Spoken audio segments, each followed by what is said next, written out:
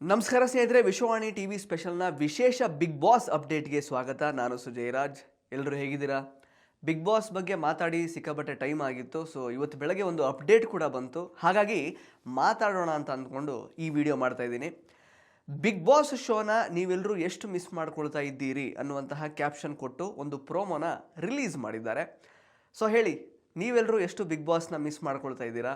ಮತ್ತೆ ಮತ್ತೆ ಹಳೆ ಎಪಿಸೋಡ್ಗಳನ್ನು ಎಷ್ಟು ಸಲ ರೀವಿಸಿಟ್ ಮಾಡ್ತಾ ಇದ್ದೀರಾ? ಹಾಗೆಯೇ ಗಿಲ್ಲಿ ಅವರ ಕಾಮಿಡಿ ರೀಲ್ಸ್ಗಳನ್ನು ಎಷ್ಟು ಸಲ ನೋಡ್ತಾ ಇದ್ದೀರಾ? ಇದೆಲ್ಲವನ್ನು ಕಮೆಂಟ್ ಬಾಕ್ಸಲ್ಲಿ ಕಮೆಂಟ್ ಮಾಡಿ ತಿಳಿಸಿ. ಹಾಗೆಯೇ ಈ ವಿಡಿಯೋ ಕಂಪ್ಲೀಟಾಗಿ ನೋಡೋದಕ್ಕೂ ಮೊದಲು 3 ತಿಂಗಳ ಬಿಗ್ ಬಾಸ್ ಶೋನ ಎಕ್ಸ್ಟೆನ್ಸಿವ್ ಆಗಿ ಕವರ್ ಮಾಡಿದ್ದ ನಮ್ಮ ಚಾನಲ್ ಅಂದರೆ ವಿಶ್ವವಾಣಿ ಟಿ ವಿ ಸ್ಪೆಷಲ್ ಚಾನಲನ್ನು ತಪ್ಪದೇ ಸಬ್ಸ್ಕ್ರೈಬ್ ಮಾಡ್ಕೊಳ್ಳಿ. ಪಕ್ಕದಲ್ಲಿ ಇರುವಂತಹ ಬೆಲ್ ಐಕಾನನ್ನು ಮಿಸ್ ಮಾಡದೆ ಹೋಗುತ್ತೆ. ಈಗ ಡೈರೆಕ್ಟ್ ವಿಷಯಕ್ಕೆ ಬಂದುಬಿಡ್ತೀನಿ. ಬಿಗ್ ಬಾಸ್ ಸೀಸನ್ 12 ಮುಗಿದು ಆಲ್ಮೋಸ್ಟ್ 3 ವಾರ ಕಳೆದು ಹೋಗಿದೆ. ಆದರೂ ಕೂಡ ಈ ಸಲದ ಬಿಗ್ ಬಾಸ್ ಕಂಟೆಸ್ಟೆಂಟ್ಸ್ಗಳ ಹವಾ ಅಂತೂ ಇನ್ನೂ ಕಡಿಮೆ ಆಗಿಲ್ಲ. ಒಂದು ಕಡೆ ಗಿಲ್ಲಿ ಕ್ರೇಜ್ ಇಷ್ಟು ದಿನ ಆದರೂ ಕೂಡ ಜಾಸ್ತಿ ಆಗ್ತಾನೇ ಇದೆ. ಅವರು ಕೈಗೆ ಸಿಗ್ತಾ ಇಲ್ಲ ಅಂತ ಬೇಸರ ಮಾಡಿಕೊಂಡಂತಹ ಅಭಿಮಾನಿಗಳ ಬೇಸರಕ್ಕೆ ಕೊನೆಯೇ ಇಲ್ಲ. ಯಾವುದೋ ಒಂದು ಸಿನಿಮಾ ಟೀಮ್ ಅವರು ಗಿಲ್ಲಿ ಪ್ರಚಾರಕ್ಕೆ ಬಂದಿಲ್ಲ ಅಂತ ಫಿಲಮ್ ಚೇಂಬರ್ಗೆ ಕಂಪ್ಲೇಂಟ್ ಎಲ್ಲ ಕೊಟ್ಟರು. ಇನ್ನೊಂದು ಕಡೆ ಗಿಲ್ಲಿ ಟ್ಯಾಟೂ ಹಾಕಿಸಿಕೊಂಡಿರುವಂತಹ ಅಭಿಮಾನಿ ಒಬ್ಬರು ಗಿಲ್ಲಿ ನನ್ನನ್ನು ಇನ್ನೂ ಭೇಟಿ ಆಗಿಲ್ಲ, ನನ್ನ ಹೆಂಡತಿಗೆ ಏನು ಉತ್ತರ ಕೊಡಲಿ ಅಂತ ಇಂಟರ್ವ್ಯೂ ಕೊಟ್ಟರು. ಕೆಲವರು ಬಿಗ್ ಬಾಸ್ ಗೆದ್ದ ಮೇಲೆ ಗಿಲ್ಲಿ ಸಿಕ್ಕಾಬಟ್ಟೆ ಬದಲಾದ ಅಂತಂದರು. ಇದೆಲ್ಲದರ ಮಧ್ಯೆ ಸೂಪರ್ ಹಿಟ್ ಅನ್ನುವಂತಹ ಗಿಲ್ಲಿ ಪ್ರಮುಖ ಪಾತ್ರದಲ್ಲಿ ಅಭಿನಯಿಸಿರುವಂತಹ ಒಂದು ಸಿನಿಮಾ ಫೆಬ್ರವರಿ 27ನೇ ತಾರೀಕು ಬಿಡುಗಡೆಗೆ ರೆಡಿಯಾಗಿದೆ. ಗೈಸ್, ಫ್ರ್ಯಾಂಕ್ಲಿ ಸ್ಪೀಕಿಂಗ್, ಗಿಲ್ಲಿ ಅವರು ನಿಜವಾಗ್ಲೂ ಬದಲಾಗಿದ್ದಾರೆ ಅಂತ ನಿಮಗೆ ಅನ್ಸುತ್ತಾ? ಬೇರೆಯವ್ರಿಗೆ ಸಿಗೋದು ಬಿಡಿ, ಅವರೇ ಒಂದು ಮೀ ಟೈಮ್ ಕೊಟ್ಕೊಳ್ಳೋದಕ್ಕೆ ಅವರಿಗೆ ಬಿಗ್ ಬಾಸಿಂದ ಆಚೆ ಬಂದ ಮೇಲಿಂದ ಇಲ್ಲಿ ತನಕ ಸಾಧ್ಯ ಆಗಿಲ್ಲ. ಇದೇ ಸತ್ಯ.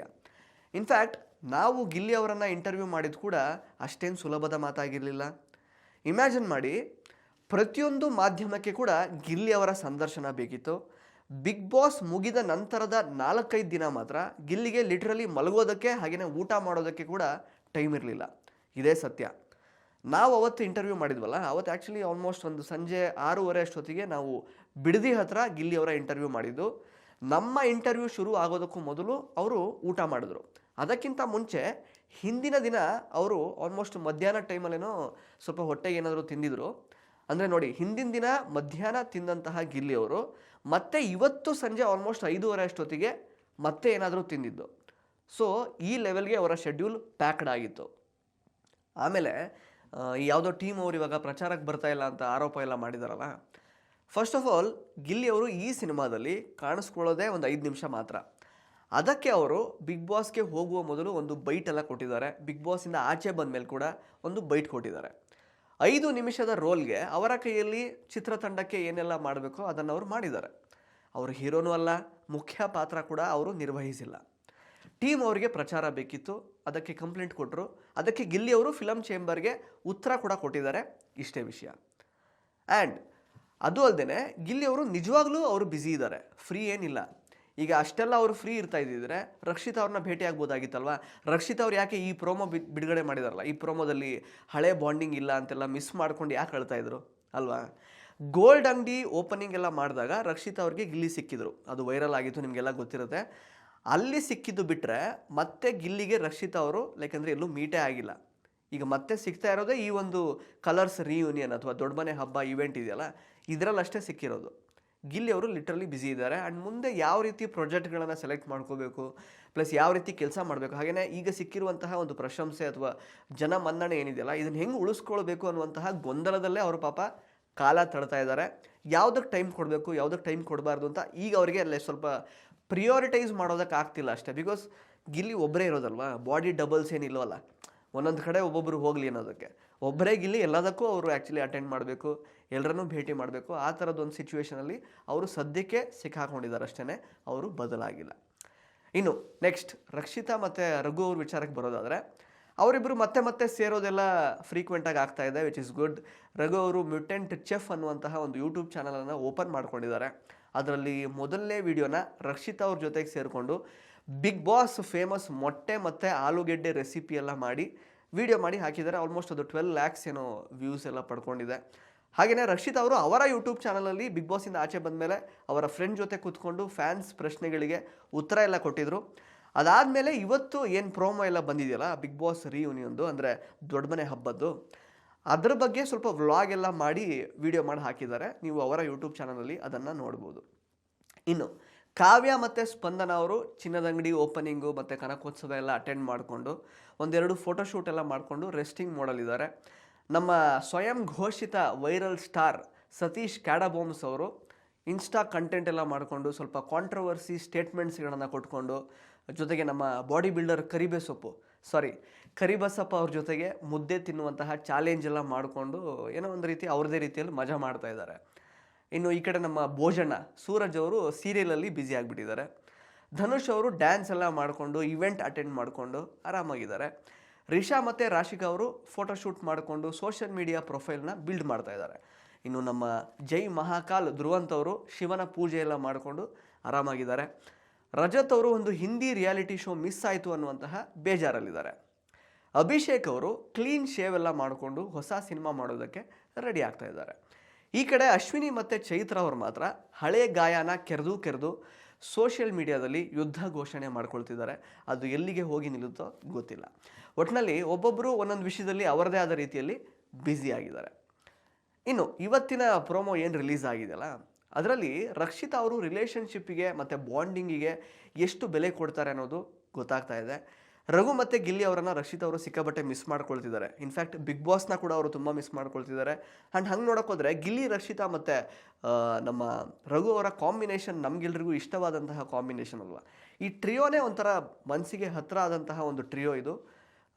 ಈ ಪ್ರೋಮೋ ನೋಡೋದಕ್ಕೂ ತುಂಬ ಚೆನ್ನಾಗಿತ್ತು. ಆ ಕಡೆ ರಕ್ಷಿತಾ ಅವರು ಮಿಸ್ ಮಾಡ್ಕೊಂಡು ಅಳ್ತಾ ಇರುವಾಗ ಗಿಲ್ಲಿ ಮತ್ತು ರಘು ಅವರು ಬಂದು ತಪ್ಕೊಂಡಿದ್ದು ಚೆನ್ನಾಗಿತ್ತು. ಆ್ಯಕ್ಚುಲಿ ನೀವೆಲ್ಲರೂ ಯೋಚನೆ ಮಾಡಿದ್ದೀರಾ, ಇಂಥ ಒಂದು ಫಾಸ್ಟ್ ಮೂವಿಂಗ್ ವರ್ಲ್ಡ್ನಲ್ಲಿ ರಿಲೇಷನ್ಶಿಪ್ ಅನ್ನೋದು ಅಥವಾ ಈ ಬಾಂಡಿಂಗ್ ಅನ್ನೋದು ಸಿಕ್ಕಾಪಟ್ಟೆ ಶಾರ್ಟ್ ಲೀವ್ಡ್ ಆಗೋಗಿದೆ. ಜನ ಸಿಕ್ಕಾಪಟ್ಟೆ ಕ್ಯಾಲ್ಕುಲೇಟಿವ್ ಆಗಿಬಿಟ್ಟಿದ್ದಾರೆ. ಇವಾಗ ಇನ್ನೊಬ್ಬರಿಂದ ಏನಾದರೂ ಯೂಸ್ ಆಗುತ್ತಾ ಅಥವಾ ಏನಾದರೂ ಪ್ರಯೋಜನ ಇದೆಯಾ ಅಂತ ಅನಿಸಿದ್ರೆ ಮಾತ್ರ ಅಲ್ಲಿ ಒಂದು ಸ್ನೇಹ ಬೆಳೆಸೋದಕ್ಕೆ ಪ್ರಯತ್ನ ಮಾಡ್ತಾರೆ. ಇಲ್ಲ ಅಂತಂದರೆ ಮನುಷ್ಯನಿಗೆ ಯಾವುದೇ ರೀತಿಯ ಬೆಲೆನೇ ಉಳಿದಿಲ್ಲ. ಸುತ್ತಮುತ್ತ ಇರುವಂತಹ ಜನಗಳನ್ನು ಪ್ರೀತಿಸುವಂತಹ ವ್ಯಕ್ತಿನ, ಕಂಪ್ಯಾಷನೇಟ್ ಆಗಿರುವಂತಹ ವ್ಯಕ್ತಿನ ಜನ ಅನುಮಾನದಿಂದ ನೋಡ್ತಾರೆ. ಇವಾಗ ಇವನಿಗೇನೋ ಮೋಸ್ಟ್ಲಿ ಒಂದು ಹಿಡನ್ ಅಜೆಂಡಾ ಇದೆ, ಅದಕ್ಕೋಸ್ಕರ ಒಳ್ಳೆ ಒಂಥರ ಇದ್ದಾನೆ ಅಂತ ನೋಡ್ತಾರೆ. ನಿಜವಾಗ್ಲೂ ಒಳ್ಳೆತನ ಇದ್ದರೆ ಅಡ್ವಾಂಟೇಜ್ ತಗೋತಾರೆ. ತಮ್ಮ ಪಾಡಿಗೆ ತಾವು ಇದ್ರೂ ಕೂಡ ಅವ್ರ ಬಗ್ಗೆ ಹಿಂದೆ ಮಾತಾಡ್ತಾರೆ. ಅಕಸ್ಮಾತ್ ನಮಗಿಂತ ಇನ್ನೊಬ್ಬ ಯಾರಾದರೂ ಸ್ಮಾರ್ಟ್ ಆಗಿದ್ದಾನೆ, ತುಂಬ ಬೆಳೀತಾನೆ ಅಂತ ಗೊತ್ತಾದರೆ ಅಲ್ಲೂ ಕೂಡ ಕಾಲು ಎಳೆಯೋದಕ್ಕೆ ಟ್ರೈ ಮಾಡ್ತಾರೆ. ಕೇವಲ ಒಳ್ಳೆತನ ಮಾತ್ರ ಇರುವಂತಹ ವ್ಯಕ್ತಿಗೆ ಈ ಸಮಾಜದಲ್ಲಿ ಠೇವಣಿನೇ ಇಲ್ವೇನೋ ಅನ್ನೋ ರೀತಿ ಇವಾಗ ಆಗೋಗಿದೆ. ಚೆನ್ನಾಗಿ ಬೆಳಿಬೇಕು, ದೊಡ್ಡದಾಗಿ ಏನಾದರೂ ಮಾಡಬೇಕು ಅನ್ನುವಂತಹ ವ್ಯಕ್ತಿಗೆ ಎಲ್ಲರನ್ನ ದೂರ ಮಾಡಿಕೊಂಡು ಒಬ್ಬನೇ ಬೆಳೆಯಬೇಕಾದಂತಹ ಅನಿವಾರ್ಯತೆ ಎದುರಾಗಿದೆ. ಯಾಕೆಂತಂದರೆ ಅವನನ್ನು ಕಂಡ್ರೆ ಯಾರಿಗೂ ಆಗಲ್ಲ. ಬಿಕಾಸ್ ಯಾರು ಕೂಡ ಅವನಷ್ಟು ಆ್ಯಂಬಿಷಿಯಸ್ ಅಲ್ಲ. ಹಾಗಾಗಿ ಅವನು ಒಬ್ಬನೇ ಬೆಳಿಬೇಕಾಗತ್ತೆ. People have become quite corrupt nowadays. ನಿಮಗೂ ಇದೆಲ್ಲ ಅನುಭವಕ್ಕೆ ಬಂದಿರುತ್ತೆ. ಏನೂ ಮಾಡೋಕ್ಕಾಗಲ್ಲ. ನಮ್ಮಲ್ಲಿರುವಂತಹ ಪಾಪ್ಯುಲೇಷನ್ಗೆ ರಿಸೋರ್ಸಸ್ ತುಂಬ ಕಮ್ಮಿ ಇದೆ. ಎಲ್ಲರೂ ಒಳ್ಳೆ ಐಷಾರಾಮಿ ಜೀವನ ಮಾಡ್ಕೊಳ್ಳೋದಕ್ಕೆ ಟ್ರೈ ಮಾಡ್ತಾ ಇರ್ತಾರೆ. ಅದಕ್ಕೆ ಬೇಕಾದಂತಹ ಸ್ಕಿಲ್ ಸೆಟ್ಟನ್ನು ರೂಪಿಸ್ಕೊಳ್ಳೋದಕ್ಕೆ ಕೆಲವರು ಮಾತ್ರ ಟ್ರೈ ಮಾಡ್ತಾರೆ. ಇನ್ನು ಕೆಲವರು ಲೇಸಿಯಾಗಿ ಇದ್ಕೊಂಡು ಸಾಕಷ್ಟು ಶ್ರಮ ಹಾಕದೇನೆ ಎಲ್ಲವನ್ನ ಹಾಗೆ ಪಡ್ಕೊಂಡ್ಬಿಡಬೇಕು ಅನ್ನುವಂತಹ ಒಂದು ಹಪಹಪಿಯಲ್ಲಿರ್ತಾರೆ. ಸೊ ಈ ಲೇಸಿ ಪೀಪಲ್ಗೆ ಆ್ಯಂಬಿಷಿಯಸ್ ಪೀಪಲ್ ಕಂಡ್ರೆ ಉರಿ ಮತ್ತು ಇನ್ಸೆಕ್ಯೂರಿಟಿ. ಹಾಗಾಗಿ ಇಲ್ಲಿ ಯಾರಿಗೂ ಸಂಬಂಧ ಅಥವಾ ಬಾಂಡಿಂಗ್ ಕಡೆಗೆ ಅಷ್ಟೆಲ್ಲ ಲಕ್ಷ್ಯ ಇಲ್ಲ.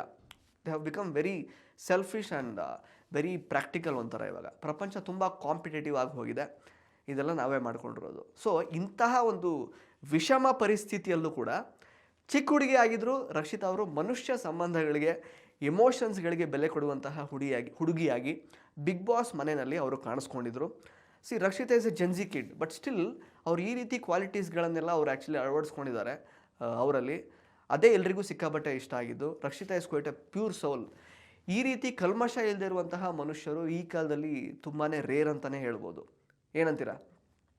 ಹಾಗೆ ಗಿಲ್ಲಿ, ರಘು ಮತ್ತು ರಕ್ಷಿತಾ ಅವ್ರ ಬಾಂಡಿಂಗ್ ಕೂಡ ಬಹಳ ಆರ್ಗ್ಯಾನಿಕ್ ಆಗಿ ಒಂದು ಬೆಳೆದಂತಹ ಒಂದು ಬಾಂಡಿಂಗ್. ಅದು ನಾವು ಕೂಡ 3 months ಅದನ್ನು ವಿಟ್ನೆಸ್ ಮಾಡಿದ್ದೀವಿ. ಈ ಟ್ರಯೋ ನೋಡೋದಕ್ಕೆ ಒಂಥರ ಖುಷಿ. ಆ್ಯಂಡ್ ಇದಕ್ಕಿಂತ ಹಿಂದೆ ಒಂದು ಪ್ರೊಮೋ ಬಂದಿತ್ತು ಗೊತ್ತಾ, ಅದರಲ್ಲಿ ಕಾವ್ಯ ಮತ್ತು ರಕ್ಷಿತಾ ಅವರು ಗಿಲ್ಲಿ ವಿಚಾರಕ್ಕೇನೋ ಗಲಾಟೆ ಮಾಡ್ತಿದ್ರು. ಆ ಗಿಲ್ಲಿ ಅಲ್ಲೇ ಒಂದು ಪಂಚ್ ಬಿಟ್ಟರು. ನಿಮ್ದೇನು ನೀವು ಇನ್ನೂ ಕನ್ಕ್ಲೂಷನಿಗೆ ಬಂದಿಲ್ವಾ, ಇನ್ನೂ ಯಾವುದೋ ಒಂದು ಡಿಸಿಷನಿಗೆ ಬನ್ನಿ ಅನ್ನೋ ಥರ ಎಲ್ಲ ಕಾಲು ಹೇಳಿದ್ರು. ಆ ಪ್ರೊಮೋನು ಸಖತ್ತಾಗಿತ್ತು.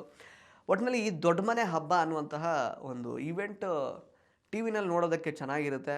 ನೀವೆಲ್ಲರೂ ಎಷ್ಟು ಜನ ಈ ಒಂದು ದೊಡ್ಡ ಮನೆ ಹಬ್ಬ ಇವೆಂಟ್ ನೋಡೋದಕ್ಕೆ ಕಾಯ್ತಾ ಇದ್ದೀರಾ ಅದನ್ನು ದಯವಿಟ್ಟು ಕಮೆಂಟ್ ಬಾಕ್ಸಲ್ಲಿ ಕಮೆಂಟ್ ಮಾಡಿ ತಿಳಿಸಿ. ಹಾಗೆಯೇ ರಕ್ಷಿತಾ ಮತ್ತು ಗಿಲ್ಲಿ ಹಾಗೆಯೇ ರಘು ಅವ್ರ ಕಾಂಬಿನೇಷನ್ ಬಗ್ಗೆ ಆಗಿರ್ಬೋದು, ಅಥವಾ ಈ ಸೀಸನ್ 12ನ ನೀವೆಲ್ಲ ಎಷ್ಟು ಮಿಸ್ ಮಾಡ್ಕೊಳ್ತಾ ಇದ್ದೀರಾ ಅನ್ನೋದ್ರ ಬಗ್ಗೆ ಆಗಿರ್ಬೋದು, ಮತ್ತು ನಮ್ಮ ಬಿಗ್ ಬಾಸ್ ಅಪ್ಡೇಟ್ಗಳನ್ನು ನೀವೆಷ್ಟು ಮಿಸ್ ಮಾಡ್ತಾ ಇದ್ದೀರಾ ಅನ್ನೋದ್ರ ಬಗ್ಗೆ ಆಗಿರ್ಬೋದು. ದಯವಿಟ್ಟು ಇದೆಲ್ಲದರ ಬಗ್ಗೆ ಕಮೆಂಟ್ ಮಾಡಿ ತಿಳಿಸಿ.